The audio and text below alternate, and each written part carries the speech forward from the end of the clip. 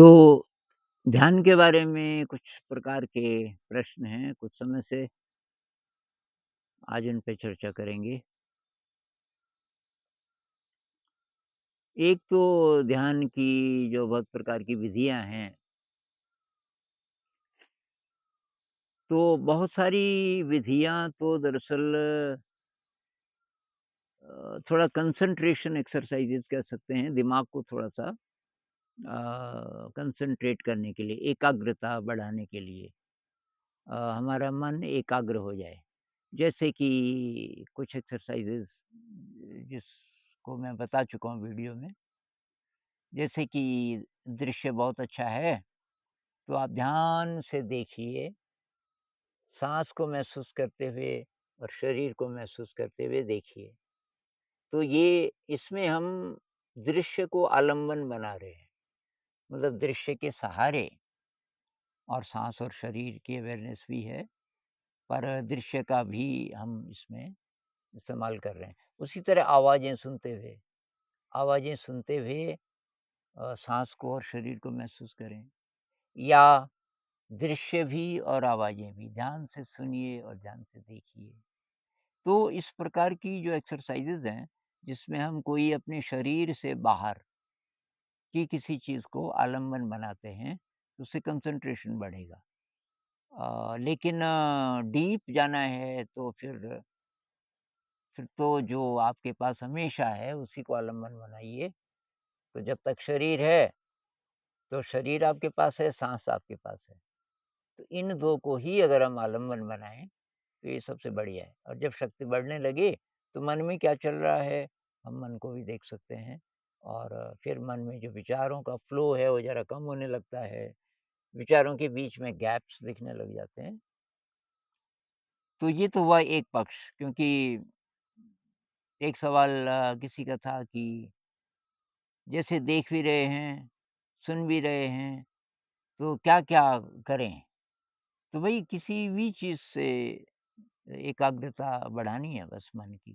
केवल देख के भी हो रहा है तो भी चलेगा, केवल सुनने से भी हो रहा है तो भी चलेगा। तो ये तो हुई एक बात। किसी भी तरह से एकाग्रता बढ़ती है अगर आपके मन पढ़ाई-लिखाई से भी होता है। किसी चीज़ में मन लग गया, बहुत ज़्यादा आप मन से उसको कर रहे हो, आपको वो चीज़ अच्छी लगती है, पेंटिंग अच्छी लगती है, संगीत अच्छा लगता है, तो उससे एकाग्रता बढ़ेगी। एकाग्रता बहुत ज़रूरी है ध्यान के लिए। लेकिन डीप जाना है तो ये जो सिटिंग मेडिटेशन है जिसमें आप केवल अपने शरीर और साँस बस इसी को आलंबन बनाते हैं। तो अब इसमें एक दोस्त ने बोला कि ध्यान तो कि हो जाता है बहुत गहरा मेरा, मन एकदम शांत हो जाता है, लेकिन इतना शांत हो जाता है कि आप कुछ काम ही करने का मन नहीं करता। अब तो काम करना भी ज़रूरी है, उसके लिए कि तैयार करना पड़ता है अपने को, एफ़र्ट लगाना पड़ता है और कुछ टाइम के बाद तो फिर ठीक हो जाता है, लेकिन कुछ देर तक कुछ करने का मन नहीं करता। इसी से रिलेटेड एक और प्रश्न हो सकता है कि आलस्य आता है। ध्यान करते हैं, ध्यान हुआ जितना भी हुआ, कभी काफ़ी डीप हुआ, कभी कम डीप हुआ, लेकिन शरीर जैसे टूट रहा है। पहले ठीक था, ध्यान में बैठने से पहले, लेकिन अब आपने आधे घंटे, 1 घंटे की सीटिंग कर ली, अब बहुत ज़्यादा शरीर टूट रहा है, बहुत ज़्यादा आलस्य और नींद भी आ सकती है अगर आप लेट जाओ। तो ये क्यों होता है? तो इसका कारण ये कि एनर्जी बढ़ती है। एनर्जी बढ़ती है और हमारा जो नर्वस सिस्टम है, हमारा शरीर है, उसको प्रोसेस नहीं कर पा रहा है इतनी जल्दी, क्योंकि अचानक एनर्जी बढ़ी। एनर्जी बढ़ने का क्या मतलब है कि ब्रेन में एनर्जी बढ़ी, वो एनर्जी तुरंत नर्वस सिस्टम के पास गई, तो नर्वस सिस्टम उस अतिरिक्त एनर्जी से अब शरीर की सारी व्यवस्थाओं को ठीक करने में लग जाता है। आपका इम्यून सिस्टम एंडोक्राइन सिस्टम, जितने सिस्टम्स हैं हमारे अंदर सूक्ष्म एनर्जी से जुड़े हुए सिस्टम्स पहले, लेकिन लगभग सारा ही जैसे नई सरकार आ गई, कोई अच्छी सरकार आ जाए किसी देश में, सारे स्तर पे जिला स्तर से लेके और केंद्र तक कोई ऐसी सरकार आ गई और उन्हीं के लोग हैं सब जगह और बहुत कमाल के लोग हैं। मतलब एकदम ज़िंदगी समर्पित जनता के लिए।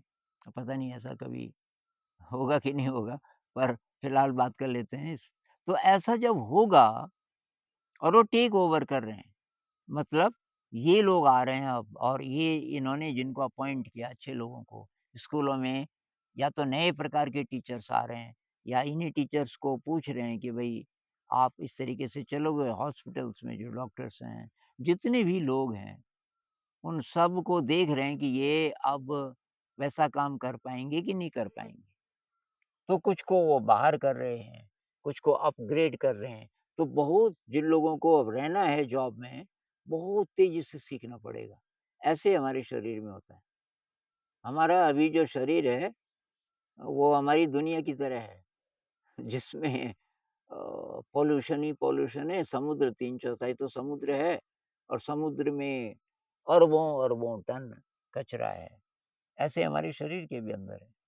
वो कहते भी है ना कि यत् पिंडी तद् ब्रह्मांडे, जैसा हमारे शरीर में है वैसे ही वो ब्रह्मांडे है, पर वैसे ही पृथ्वी कह लीजिए फिलहाल कि पृथ्वी की जो हालत है वही हमारे शरीर की भी है अभी जगह-जगह डिसऑर्डर है। अब अच्छी एनर्जी ध्यान से अब बाहर तो अच्छी सरकार कब आएगी, पर हम अपने शरीर में अच्छी सरकार ला सकते हैं, बहुत जल्दी मेडिटेशन से। तो तब क्या होता है, सारे सिस्टम्स बदलने शुरू होते हैं हमारे शरीर के। तो जब अच्छी सीटिंग आपकी हो गई ध्यान की, तो अब वो जो नई एनर्जी है, वो उथल-पुथल करती है शरीर में और इसलिए ये लेज़ीनेस, क्योंकि ये शरीर अब तुरंत अचानक बदलना पड़ रहा है, तो शरीर को ज़रा टाइम लगेगा, शरीर तो सुस्त है ना, दिमाग में तो एक स्प्लिट सेकंड में बहुत बड़े-बड़े चेंज आ जाते हैं, शरीर में ज़रा टाइम लगता है, इसलिए ये सब होता है। तो ये अच्छी बात है, अगर एकदम शांत हो जाता है, कुछ करने को मन नहीं करता, तो इसका मतलब आपका ध्यान बहुत अच्छा हो रहा है। पर क्या ऐसी स्थिति रहेगी हमेशा? हमेशा नहीं रहेगी। धीरे-धीरे, धीरे-धीरे आपका जो नर्वस सिस्टम है वो बदलता जाएगा, बदलता जाएगा। एक काम हमें ये भी करना चाहिए कि हर चीज़ को थोड़ा बहुत ध्यान बनाने की कोशिश करें। अब आप सब्ज़ी काट रहे हो, तो जितनी भी याद आ जाए बीच-बीच में थोड़ा साँस ही महसूस कर लो, शरीर महसूस कर लो, विचारों का फ्लो ही देख लो। तो साँस, शरीर, विचार में से जो भी सूटेबल हो उस समय। आप खाना बना रहे हैं, आप अपने लैपटॉप पे कुछ काम कर रहे हैं और ये जो फालतू की चीज़ें तो कम करनी पड़ेंगी भैया। ये लैपटॉप में जो फालतू उँगली मारते रहते हैं लोग कई-कई घंटे, ये कम कर दीजिए। ये पहले देखिए कल आपने कितने घंटे यूज़ किया और बहुत ज़्यादा रोज़ देखना चाहिए कि कल मैंने कितना किया पूरे दिन और पता चलेगा 5 घंटे, 7 घंटे। इ इतने इतने टाइम में क्या किया? ज़्यादातर दिन आपको लगेगा बेकार, कुछ ख़ास तो किया नहीं, टाइम वेस्ट हो गया। तो मत करो वो, उसको कम कर दो, कुछ दिन बंद कर दो, ज़्यादा ज़रूरत नहीं है, उसका सिम निकाल के और कहीं छुपा दो, तो तब आपकी एनर्जी बचेगी। तो ज़्यादा से ज़्यादा एनर्जी हमको लगानी चाहिए मेडिटेशन में एक्स्ट्रा जितना भी टाइम है, क्रिएटिविटी में, कोई भी काम आप कर रहे हो क्रिएटिवली कीजिए।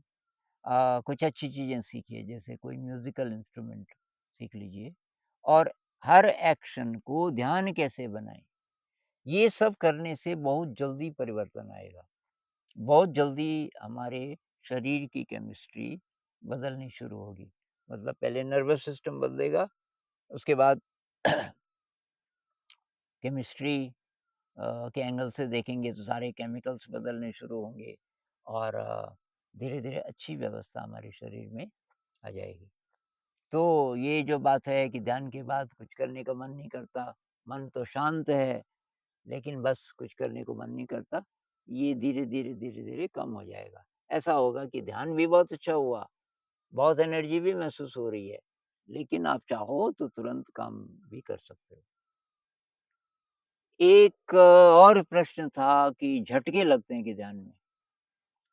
ध्यान कर रहे हैं तो अचानक झटका सा लगता है। ये बहुत लोगों को अनुभव होगा। तो ये क्यों होता है? ये झटका इसको यूँ समझ लीजिए कि अचानक रीएडजस्ट करना पड़ता है। नर्वस सिस्टम को कह लीजिए, अचानक रीएडजस्टमेंट होता है।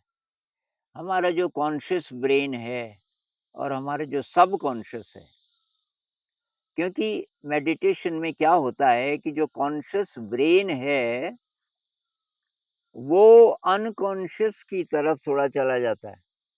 यानी कि हमारे ब्रेन का दायरा ज़रा बढ़ जाता है।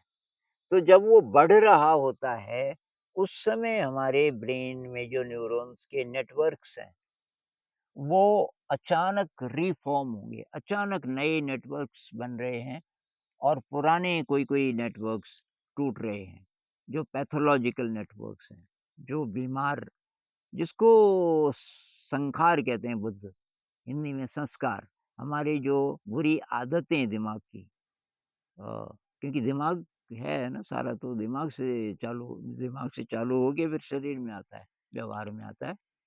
तो वो कुछ तो डिसमेंटल होंगे जो पुरानी गड़बड़ जो न्यूरॉन्स की के नेटवर्क्स हैं, और जो नए हैं वो बनेंगे। तो जब वो अचानक उनका फ़ॉर्मेशन होता है, उस समय झटका लगता है। और उसी तरीके से पूरे शरीर में जो नर्वस सिस्टम है, वो ज़रा-सा रीएडजस्ट हुआ, तो अचानक ज़रा झटका लगता है। जैसे कि कभी-कभी होता है ना कि वो अ, अचानक वोल्टेज जैसे अचानक बढ़ी, तो जो कोई-कोई आपकी मशीनें हैं, अचानक उनमें फ्लक्चुएशन होता है। तो ये जो एनर्जी का फ्लक्चुएशन है, रीएडजस्टमेंट है, न्यूरॉन्स के नए नेटवर्क्स बन रहे हैं, किसी भी तरीके से आप इसको समझ सकते हो। अचानक नए केमिकल्स बने, अचानक, और वो अ, उनका प्रवाह शुरू हुआ। तो एक तो स्लो-स्लो तो होता ही रहता है। बीच-बीच में जब अचानक होता है, उस समय ये सब होता है। जैसे किसी नदी में धीरे-धीरे पानी बढ़ रहा है, वो तो ठीक है। अब अचानक पानी बढ़ गया, जिसको और बहुत ज़्यादा बढ़ गया तो नुकसान भी कर सकता है। तो हमारे केस में नुकसान तो नहीं होगा, सिर्फ़ ये होगा कि ये जो आप बोल रहे हो कि झटके लगते हैं, ऐसा कुछ महसूस हो सकता है। किसी-किसी को नुकसान भी होता है। नुकसान कब होगा? जब आपका शरीर तैयार नहीं है और आप अति कर दिया आपने। मान लीजिए कि कोई सब काम-धाम छोड़ के 1 साल तक मेडिटेशन ही कर रहा है, किसी एक ध्यान केंद्र से दूसरे ध्यान केंद्र में। मैंने ऐसा किया था एक बार, और शरीर मेरा उतना स्ट्रॉन्ग नहीं था। मुझे लगता है पतंजलि जी ने इसीलिए अष्टांग योग शुरू किया होगा। वो यम, नियम, आसन, प्राणायाम, ये वो पहले बोलते हैं, तो इससे आपका शरीर स्ट्रॉन्ग होगा। ये 4 कदम तो पहले ही बोल दिए, यम, नियम, आसन, प्राणायाम। अब वो बोलते हैं प्रत्याहार, धारणा, ध्यान। तो ध्यान मतलब 7वाँ स्टेप है, और फिर वो 8वाँ तो समाधि, समाधि तो हमारे वश की, मतलब समाधि अपने आप होगी जब होगी, उसको कोई जानबूझ के नहीं कर सकता। ध्यान तक हम पहुँच सकते हैं। अब ध्यान की परिभाषा ये है कि आप धारणा भी नहीं, धारणा का मतलब कंसंट्रेशन। कंसंट्रेशन के लिए हम जब साँस पे फ़ोकस करें, शरीर पे करें, अ, या एकाग्रता के लिए दृश्य के साथ, आवाज़ों के साथ, ये हुई पहले धारणा। और उसके बाद जब हम कुछ नहीं कर रहे और मन एकाग्र हो गया, और मन शांत हो गया, एकाग्र तो पहले ही हो गया था, अब शांत हो गया। योगः चित्तवृत्ति निरोधः, मन में कोई विचार नहीं चल रहा है, ऐसी स्थिति आ गई, उसको ध्यान बोलते हैं। और वो स्थिति फिर आपको समाधि में भी ले जा सकती है। तो पतंजलि जी ने शायद ये सब इसलिए किया होगा कि शरीर अगर आपका तैयार नहीं है और संकल्प अच्छा है, और आप बस करने लग गए ध्यान बहुत डीप, तो जब वो एनर्जी बढ़ेगी, तो एनर्जी बढ़ते ऐसी स्थिति आ सकती है कि आपका शरीर उसको पचा ना पाए। इसीलिए जो 10 दिन का विपश्यना होता है गोयनका जी वाला, वो लोग बोलते हैं साल में भई 1 बार। कोई बहुत ही अच्छा साधक है तो हो सकता है उसको अलाउ कर दें 2 बार या 3 बार, पर इससे ज़्यादा नहीं। तो 3 बार मतलब 4 महीने में 1 बार। लेकिन अगर आप लगातार पूरे साल ध्यान ही कर रहे हैं लगातार, खतरनाक भी हो सकता है। तो अति से बचें। बस घर में हम ध्यान करते हैं, तो आप काम भी कर रहे हैं, ध्यान भी कर रहे हैं, आप कितना ध्यान करोगे, तो वो तो पच जाएगा। उससे अच्छा ये है कि सिटिंग्स तो आप मान लीजिए कि 2 घंटा कर ली, वही भी बहुत है। बाकी काम को ध्यान बनाइए, तब कोई खतरा नहीं है। बाकी चलते-फिरते दरअसल सती-पठान जो सूत्र है ना बुद्ध का, जिस पर बेस्ड है ये विपश्यना, तो उसमें बैठने वाले ध्यान के बारे में वो थोड़ा ही बोलते हैं और उसके बाद बोलते हैं कि चलते हुए संपजानाति, बार-बार ये शब्द आता है, सम्यक रूप से जानता है। जो साधक है मतलब वो अवेयर है, माइंडफुल है। तो माइंडफुली चलो, या बैठते हुए, या खाना खाते हुए, कपड़े पहनते हुए, ये सारे उदाहरण हैं उसमें सतीपटन सूत्र में। आज की स्थितियों में हम बोलेंगे कि आप बस में बैठे हैं, आप ड्राइव कर रहे हैं, आप लैपटॉप पे बैठे हैं और आप माइंडफुल हैं। तो अगर हम ये जो रोज़मर्रा के जितने काम हैं इनको अवेयर होके करेंगे, तो अ, बहुत जल्दी हमारी एनर्जी बढ़ेगी और ये नहीं होगा कि अति आलस्य आ गया, काम करने का मन नहीं कर रहा। और ये जो झटके लगते हैं, इनको तो अच्छा मानो आप। झटके लगने का मतलब है अचानक एनर्जी बन रही है और आपको अच्छा भी बहुत बार अचानक नींद भी खुलती है उससे, झटके लगने से। ऐसा नींद तो नहीं, पर ऐसा लगता है जैसे जैसे सो से गए थे, बीच-बीच में थे। निद्रा और जागृति के बीच से अचानक झटका लगता है और आप अलर्ट हो जाते हो। तो वो जैसे वोल्टेज बढ़ी आपकी अचानक, वो जो झटका लगता है, एक तरीके से वोल्टेज बढ़ी, बहुत बार ऐसा लगता है। तो वो अच्छी बात है। तो अभी इतनी बात करेंगे।